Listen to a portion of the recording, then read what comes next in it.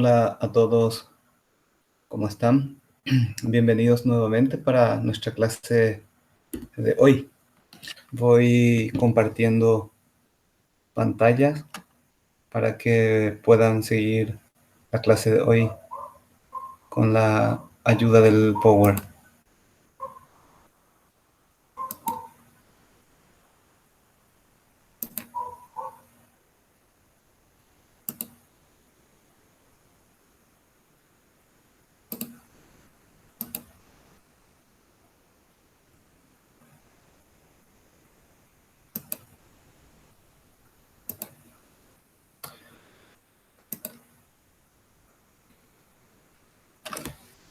Muy bien, estamos dentro de la materia Teología de la Educación. Esta es nuestra sexta clase. Estamos en la unidad 3, que trata sobre la historia de la salvación. En la clase pasada vimos 3 puntos importantes. La historia de Dios es tangencial a la historia humana, el misterio de la salvación y la revelación e historia de la salvación. Hoy vamos a ver 3 puntos importantes nuevamente. Comenzamos hablando de Jesucristo, centro y culmen de la historia de la salvación. La historia puede considerarse como un escenario de la revelación, es decir, esta sucede en un tiempo y espacio determinado, está sometida a las coordenadas de la historia. Asimismo, la historia es objeto de la revelación. En el credo que confesamos o rezamos, hay artículos de la fe que son hechos históricos. Decimos, por ejemplo, que Jesucristo nació en tiempos de Herodes, padeció en tiempos de Poncio Pilato, murió, etc. Es decir, estos hechos son registrables en la historia. En el Antiguo Testamento encontramos, por ejemplo, la liberación de Egipto, la entrada en la tierra prometida y otros muchos hechos que son reveladores y que fueron medios de salvación. En todas las páginas de la Biblia aparece Dios en contacto con los hombres a los que había creado, desde Adán, pasando por Abraham, Moisés, los profetas, a los que se revela y a favor de los cuales interviene. Estos hechos también son registrables, por eso son hechos históricos. De esta manera a Dios se le conoció por la experiencia histórica de su presencia. Por eso Dios aparecía como el Dios viviente y actuante. Cuando se le aparece a Moisés antes de la liberación de Egipto, en el episodio de la zarza ardiente, Dios le dice: yo soy el que soy. Pero la verdad íntima acerca de Dios y acerca de la salvación humana se nos manifiesta por la revelación de Cristo, que es a un tiempo mediador y plenitud de toda la revelación. Es decir, Jesucristo es el cumplimiento de todas las escrituras, de todas las promesas. En él se realizó el designio divino. Dios fue preparando a través de los siglos el camino del Evangelio, como nos enseñará la carta a los Hebreos. Jesucristo, con su presencia y manifestación, con sus palabras y obras, lleva a plenitud la revelación y la confirma con el testimonio divino, a saber que Dios está con nosotros para librarnos de las tinieblas del pecado y de la muerte y para hacernos resucitar a la vida, en definitiva, para salvarnos.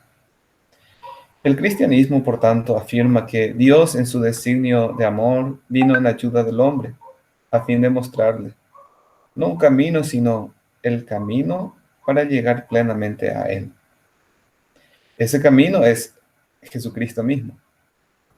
En el Evangelio de Juan, Él nos dirá: yo soy el camino, la verdad y la vida. Esa es la palabra personal, única y absoluta de Dios. Por Él Dios nos habló y nos dio a conocer su misterio y su proyecto de salvarnos del pecado y de la muerte, para hacernos partícipes de su propia vida y de su gozo eterno. Vamos a ver las etapas de la historia de la salvación. La historia de la salvación se puede dividir en tres grandes tiempos históricos.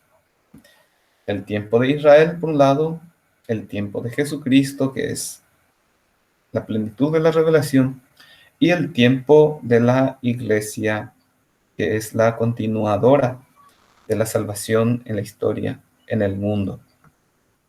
Algunos autores distinguen los tres tiempos destinándolos a cada una de las personas de la Santísima Trinidad, que son el Padre, el Hijo y el Espíritu Santo. El tiempo anterior a Cristo, el tiempo de Israel, entonces, constituye el Evangelio del Padre. El tiempo que hace mención a Cristo sería entonces el Evangelio del Hijo.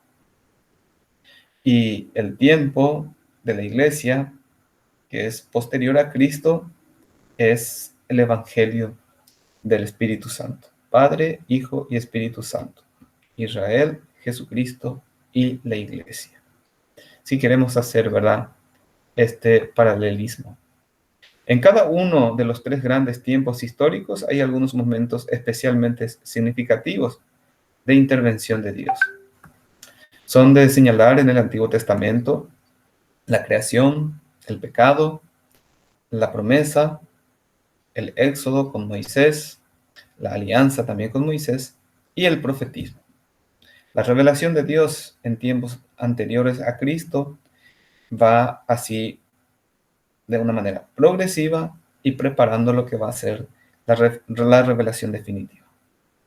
En la plenitud de los tiempos, Dios envió a su Hijo, la palabra eterna, para que habitara entre los hombres y les contara la intimidad del Padre. Jesucristo, la palabra hecha carne, hombre enviado a los hombres, habla las palabras de Dios y realiza la obra de la salvación que el Padre le encargó.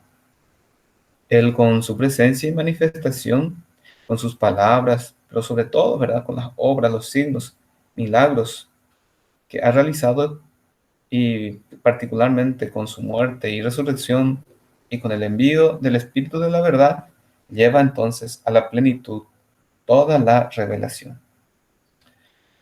Después de Cristo, en el tiempo de la Iglesia, los apóstoles transmitieron la palabra, y algunos por escrito, el Evangelio que habían recibido de Jesucristo y nombraron como sucesores suyos a los obispos, dejándoles su encargo en el magisterio. Esta tradición apostólica va creciendo en la Iglesia con la ayuda del Espíritu Santo y va caminando a través de los siglos hacia la plenitud de la verdad, hasta que llegue la gloriosa manifestación de Jesucristo nuestro Señor. El carácter propiamente histórico de la salvación se basa precisamente en el convencimiento de que, la iniciativa de la elección, de la iniciación de un pacto de alianza con Israel y por medio de Jesucristo con la Iglesia, es un acto unilateral por parte de Dios llevado de su amor. Ambas partes, sin embargo, quedan profundamente unidas e irremediablemente. Dicha unión queda bien relacionada en la historia. Dios le dice a Israel: ustedes serán mi pueblo y yo seré su Dios. Esta salvación no se ha realizado de una manera improvisada. Se desarrolla a lo largo de los tiempos hasta llegar a su plenitud. Veamos cada uno de los tiempos rápidamente. El tiempo de Israel se inicia entonces con la creación, con la que se prepara el escenario de la acción y se ponen en escena los personajes de la historia. Con ella se pone en marcha y comienza a actuar el plan de salvación. Este será propiamente el tema de la siguiente unidad. Tiene una primera etapa esta realización. Dios elige a Abraham y en él a su descendencia como el ámbito privilegiado de su actuación salvífica. Él es el Dios de Abraham, el Dios de Isaac y el Dios de Jacob. Los descendientes de Abraham experimentan la acción salvífica de Dios, especialmente en la liberación de la esclavitud de Egipto. Y ni qué decir en la alianza del Sinaí.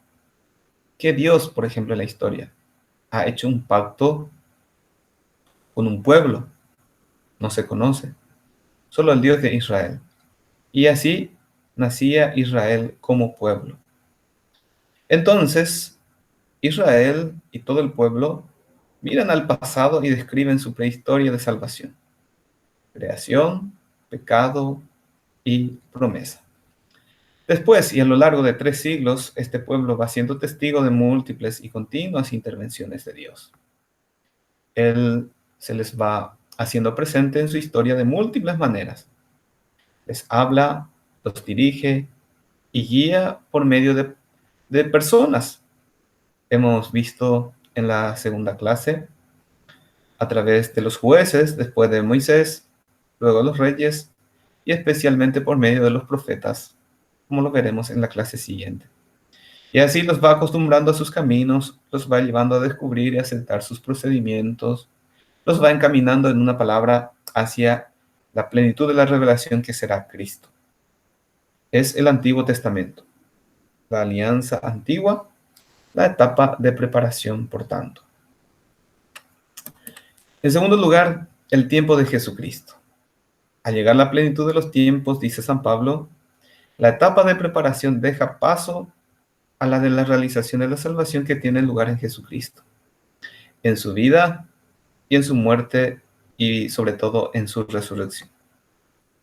Después de haber hablado Dios muchas veces, nos dirá la carta a los hebreos, en diversas formas, habla a los hombres en su Hijo, que es su palabra, la última, la perfecta, la definitiva.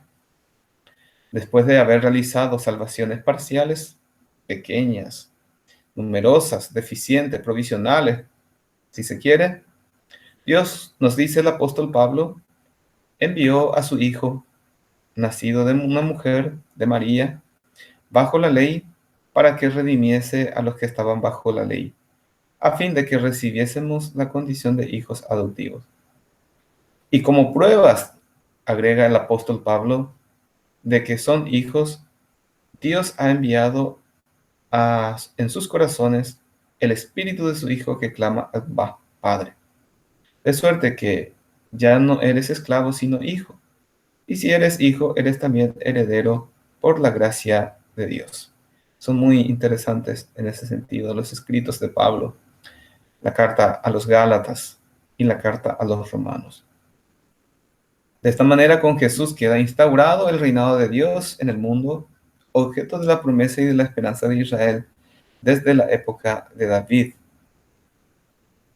Después de haber recibido Dios parciales y siempre deficientes respuestas por parte de los hombres que tienen tendencia, podemos decir, a arrebatarle constantemente esa gloria para atribuírsela a sí mismos y a las obras de sus manos.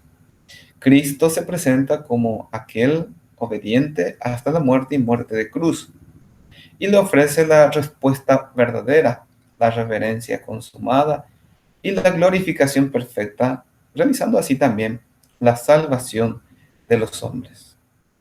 Y esta parte de la historia de la salvación constituye el Nuevo Testamento, que es la hora del reino de Dios, es la etapa de la realización de la salvación. En tercer lugar, tenemos el tiempo de la iglesia. La intervención de Dios en la historia culmina en Cristo, pero no termina en él. Cristo es la plenitud, pero la historia de la salvación continúa. Con su resurrección, glorificación, aunque ha llegado el fin de los tiempos, no ha llegado su final. Es el ya, pero todavía no. Ya, ¿por qué? Porque Cristo ya hizo lo suyo. Pero ¿por qué todavía no? Porque la historia continúa y en esta historia cada hombre también tiene que hacer suya la salvación obrada por Jesús. Y en este tiempo se abre una nueva etapa en la que Cristo vivo se hace actuante, presente en la historia, a través de la iglesia. Es decir, en medio de la comunidad de sus discípulos, el nuevo pueblo de Dios, formado de todos los pueblos y razas, lenguas y naciones, que se reúnen en el nombre del Señor y por la fe en Él, se dedican a recordar la salvación obtenida por Jesús, a anunciarla, a celebrarla gozosamente y a realizarla en favor de todos los hombres a lo largo de todos los siglos. Es la etapa de la iglesia, entonces, el tiempo en que vivimos, que se extiende como prolongación del de Cristo desde Pentecostés hasta la parucía o retorno del Señor, la venida definitiva, la segunda y definitiva venida. Cuando Él vuelva de nuevo gloriosamente, consumará la salvación, es decir, la salvación llegará a su fin, manifestando así pública y solemnemente la obra salvadora que ha ido actuando en la historia, desconocida a veces, menospreciada muchas veces, e incorporada a su obra salvífica, e incorporará, mejor dicho, a su obra salvífica a toda la creación. Es, por tanto, como dijimos, el tiempo de la iglesia, la etapa de la vivencia histórica, concreta de la salvación en el hoy, en el día a día, hasta su consumación al final de la historia, cuando Cristo venga glorioso por segunda vez, segunda y definitiva venida. Ahora vamos a ver algunas características de la historia de la salvación. Comenzamos, en primer lugar, hablando del plan salvífico de Dios. El concepto de historia de salvación presupone un acontecimiento en el que se vislumbre el desarrollo de un plan salvífico de Dios. Se da una historia de la salvación porque Dios utiliza la historia de la humanidad para despertar en el hombre el ansia de salvación y ponerlo en la decisión de aspirar a la salvación que se le ofrece.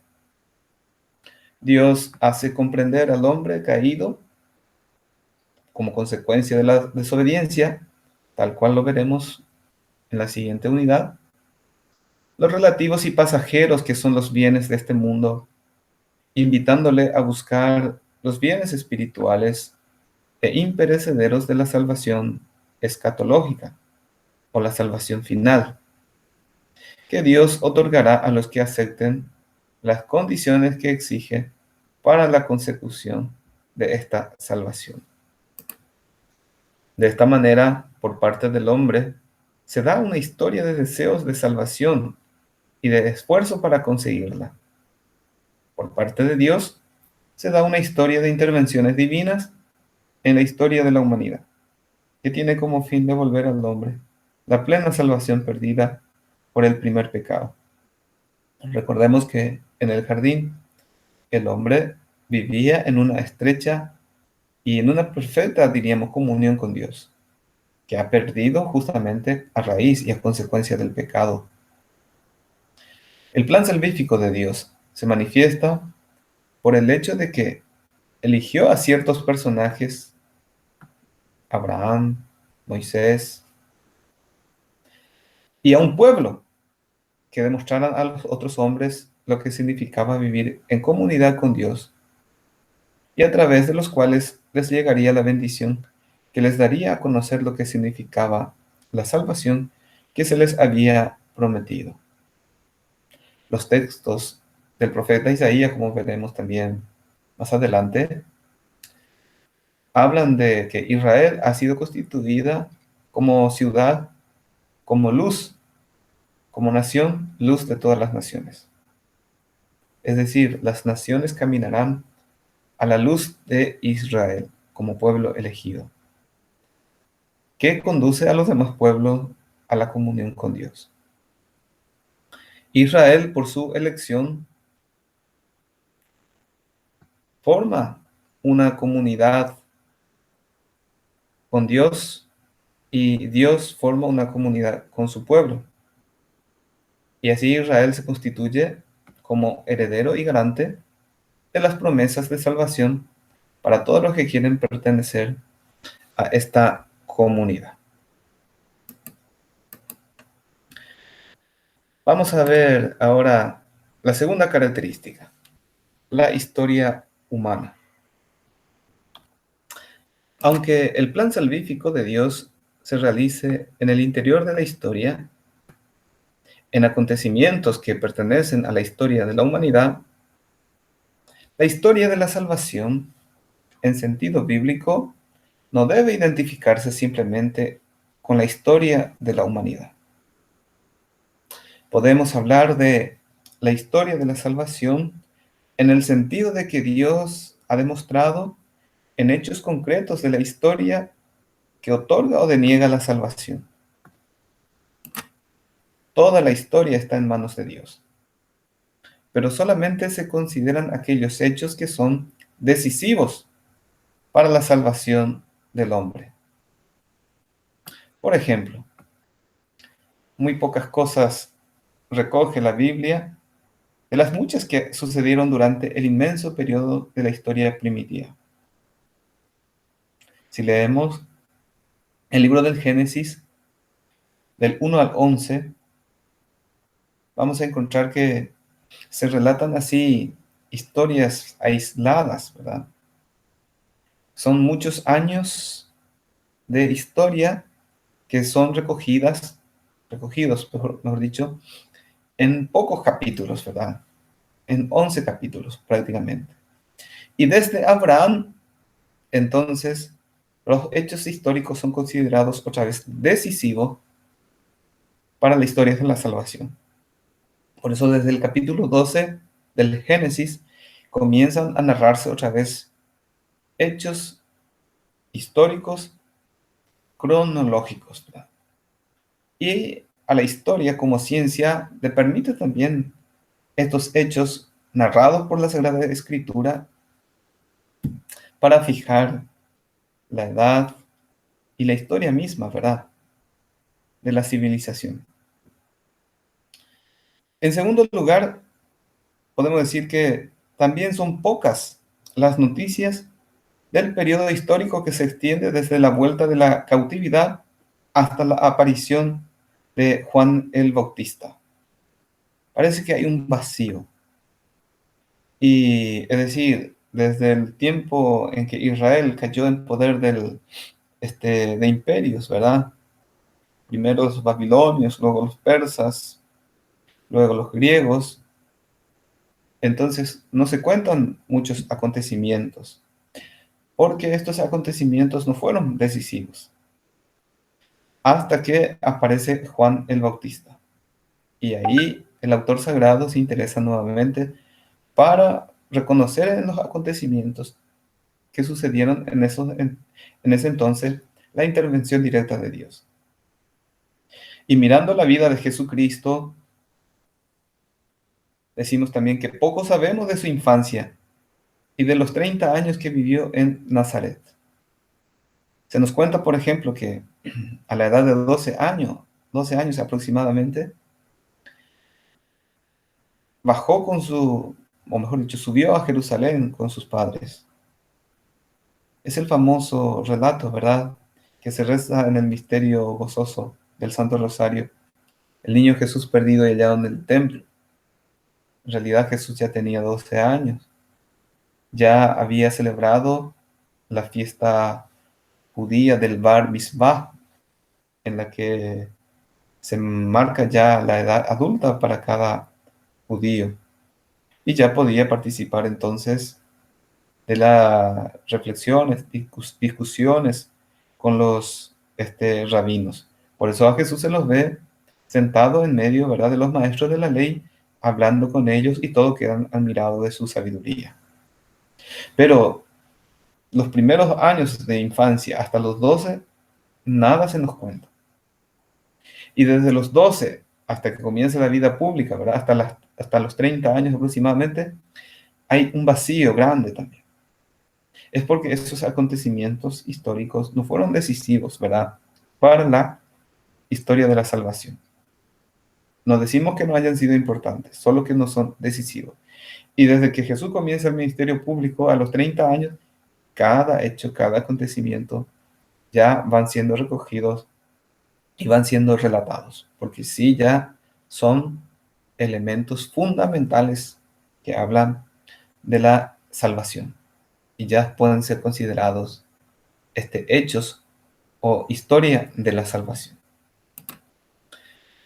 Objeto de la historia de la salvación son aquellos acontecimientos, por tanto, históricos, en los cuales los autores sagrados han reconocido la acción salvífica de Dios y la consiguiente reacción humana. ¿Cuáles son en concreto esos hechos que forman el contenido del plan salvífico divino?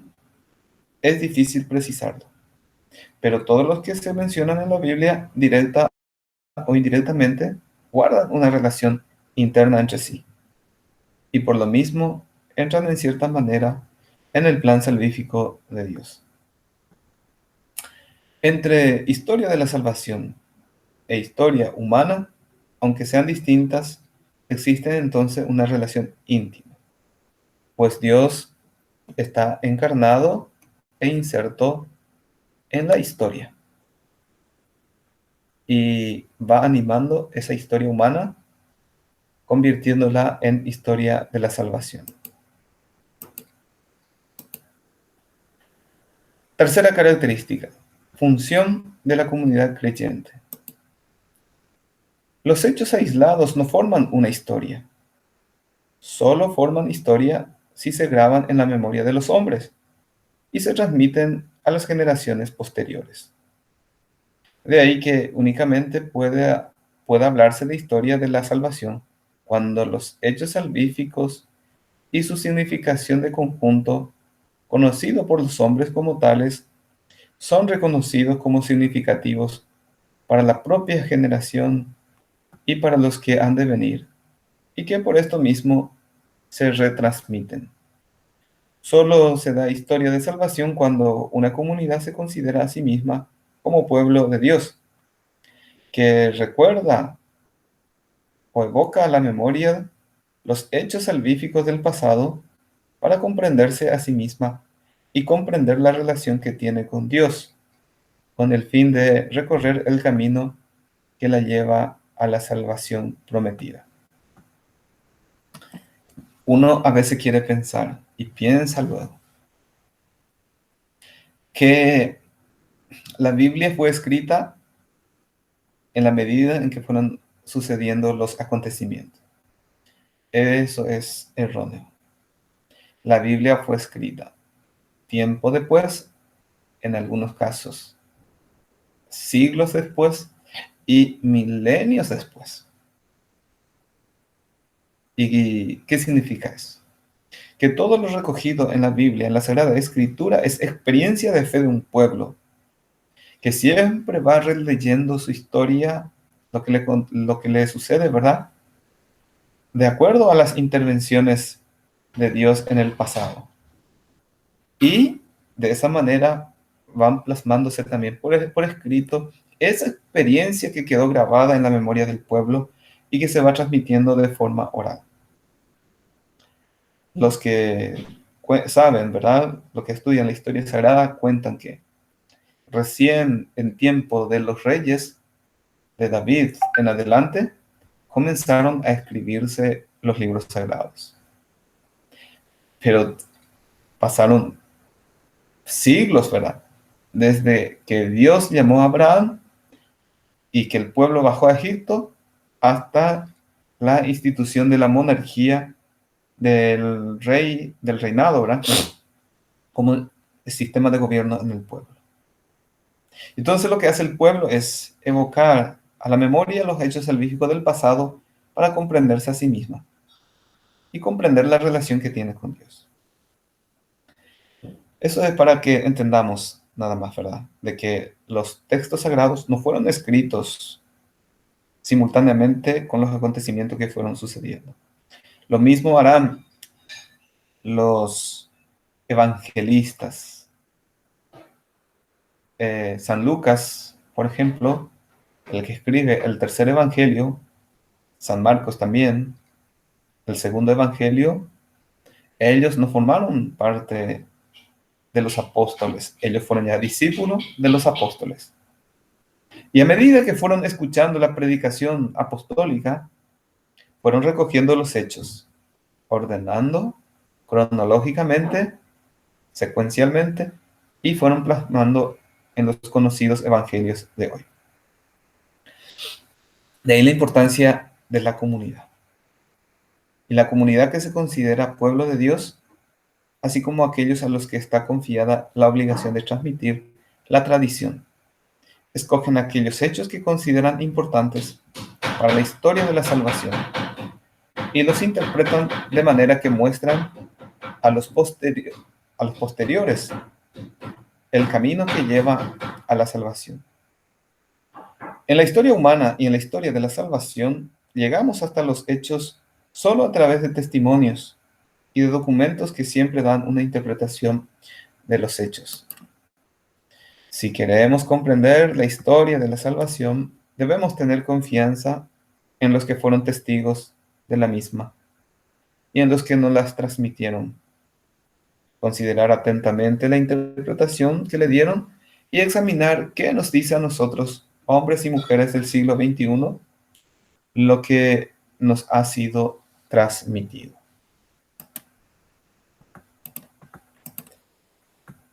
Cuarta característica, función de los transmisores. En los relatos sobre los hechos, los que los transmiten no solamente exponen su pensamiento y el de la comunidad, sino que en sus palabras manifiesta Dios su propia obra. Dios se sirve de transmisores o lo que llamamos autores sagrados para dirigirnos a través de ellos su propia palabra. Por ejemplo, los grandes profetas, Isaías, Oseas, Juan Bautista.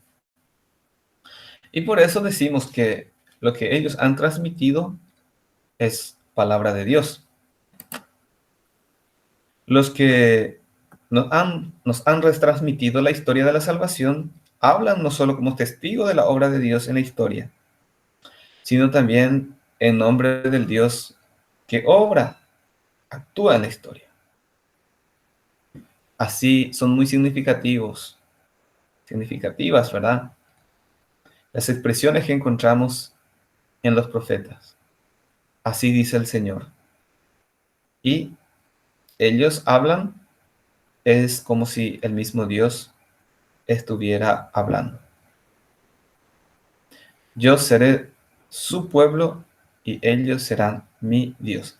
Dicen, por ejemplo, a los profetas hablando en nombre de Dios. Las palabras de los mensajeros bíblicos, los profetas y los autores sagrados son, por tanto, profecía, esto es, una palabra del mismo Dios, dirigida a nosotros que nos coloca en una interrogante y, por tanto, exige una respuesta. Siempre es una propuesta que Dios lanza a través de su palabra por medio de su profeta o enviado y espera la respuesta del pueblo. Cuando Josué le dice al pueblo de Israel, después de que rompieron la alianza del Sinaí, mi familia y yo serviremos al Señor, dice Josué. Y todo el pueblo también dice, nosotros también serviremos al Señor. Y de esa manera renuevan la alianza. Alianza que va a ser renovada una y otra vez, hasta que la alianza definitiva Dios sellará con su pueblo por medio de su Hijo, Jesucristo. Vamos a ver la quinta característica. Esquema, promesa, cumplimiento.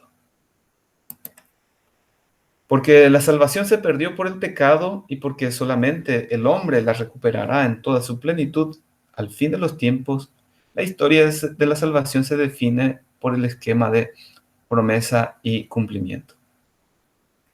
Cuando Dios le reprocha a Adán y Eva su desobediencia, acto seguido también Dios le dice a la mujer: pondré enemistad entre tu descendencia y la suya, refiriéndose a la mujer y a la serpiente.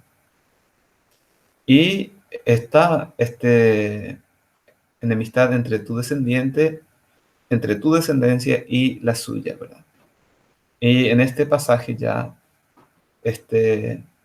se ve la promesa de la salvación que el Señor efectuará a lo largo de la historia, cuyo cumplimiento se dará, como hemos venido diciendo, en la persona de Jesucristo. Por eso, a lo largo de la historia de Israel, se van cumpliendo ya también las promesas. Por ejemplo, la posesión de la tierra prometida a los patriarcas, y en el tiempo de Jesús también muchas promesas por medio de los milagros, los signos que fue realizando Jesús, fueron cumpliéndose también. Mientras la historia de la salvación no llegue a su término, no está seguro el hombre de que será salvado. Para cada hombre, aún después de la resurrección de Cristo, la salvación es una promesa, porque existe la posibilidad de que podamos rechazar el ofrecimiento de salvación que Dios nos hace. La acción salvífica de Dios en el pasado y el hecho salvífico de la Iglesia, que durará hasta la segunda y definitiva venida de Cristo, nos dan a nosotros la seguridad de que Dios está siempre dispuesto a dar la salvación sin limitaciones. Lo que Dios ha hecho en la historia del pasado es una sombra, un anticipo de lo que Dios hará. El que fundamentalmente reconoce el plan salvífico y una historia de salvación no podrá rechazar la intervención de Dios en nuestra historia. El concepto de plan salvífico presupone que los acontecimientos salvíficos posteriores acontecen según un plan ya programado, preconcebido por Dios mismo. Vamos a ver la sexta característica: sentido de la historia de perdición. La historia de la salvación se caracteriza también por reveses y contratiempos, es decir, por fracasos de organizaciones e instituciones salvíficas. Leemos en el Antiguo Testamento que muchas veces Dios tiene que recomenzar de nuevo porque el hombre ha rechazado su oferta de salvación.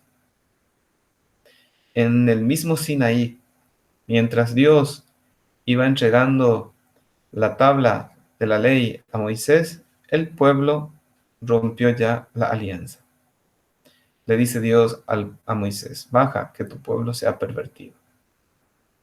Y entonces son situaciones actitudes, ¿verdad?, del hombre, del pueblo, que manifiesta un rechazo de la oferta de la salvación del Señor, que excluye de la promesa a personas y grupos que le correspondían directamente, que encausa la vida de Israel por otros, vamos a decir, desviaciones, ¿verdad? Otras desviaciones. Un pueblo que se va descarrilando, podríamos decir. Y entonces, se necesita nuevamente que Dios ofrezca su salvación y recomenzar de nuevo con el pueblo. Las promesas hechas al pueblo judío las traspasa a la iglesia por medio de su Hijo Jesús, sin reprobar completamente a Israel. Con Cristo así se crea una nueva institución, que es la iglesia, fundada sobre los 12 apóstoles, en mención justamente a las 12 tribus de Israel, el pueblo elegido. Las profecías no solo anuncian la promesa de salvación, sino también el anuncio del juicio. Por lo mismo, la historia de la salvación tiene también una contrapartida en su historia de la perdición. Para llegar a la salvación, hay que pasar por el juicio de Dios. Historia de la salvación quiere decir llamada a la decisión entre la salvación y la reprobación. O salvación o reprobación. Y el hombre es el que decide, libre y voluntariamente. Y una vez que se decide por la salvación, entonces puede participar de la gracia de Dios que finalmente concede esta salvación. Séptima característica. Historia salvífica y celebración. La historia de la salvación es la historia que se hace presente en el culto. Así sucedía en el culto del Antiguo Testamento y sigue en la liturgia de la iglesia. El año litúrgico, por eso, es una recapitulación, un recuento de toda la historia de la salvación. Israel se reunía en los santuarios y allí recordaba lo que Dios había hecho a su pueblo, cosa que hoy seguimos haciendo en la liturgia de la iglesia, teniendo presente la obra de Jesucristo. Y el acontecimiento principal siempre va a ser la Pascua, ese paso liberador del Mar Rojo, que significaba la salida de la esclavitud y el ingreso a la tierra prometida, que para nosotros los cristianos es la Pascua, pasión, muerte y resurrección de Jesucristo. De todo lo dicho podemos describir la historia de la salvación como la historia de los hechos salvíficos de Dios, en los cuales manifiesta su plan salvador, prometiendo al hombre la salvación que perdió por el pecado para el tiempo futuro, a cuya promesa puede el hombre responder con fe o sin ella. Es la historia que han transmitido los órganos de la tradición que Dios mismo escogió y que han hablado en su nombre. Es la historia que contiene los hechos salvíficos del pasado, que por las categorías de promesa y cumplimiento enlazan con la salvación que recibirá su culminación con la segunda venida de Cristo. Hasta aquí, entonces, nuestra clase de hoy. Gracias por su atención. Y voy cerrando entonces para que podamos despedirnos. No sin antes darles las orientaciones de que la tarea correspondiente a esta unidad van a encontrar en la plataforma. Ya ustedes tienen la bibliografía en la clase anterior. Es la misma bibliografía, pero ustedes tienen la libertad también de complementar los apuntes, ¿verdad?, con otros materiales. Bueno, ha sido todo por hoy. Muchas gracias nuevamente por su atención. Hasta la próxima.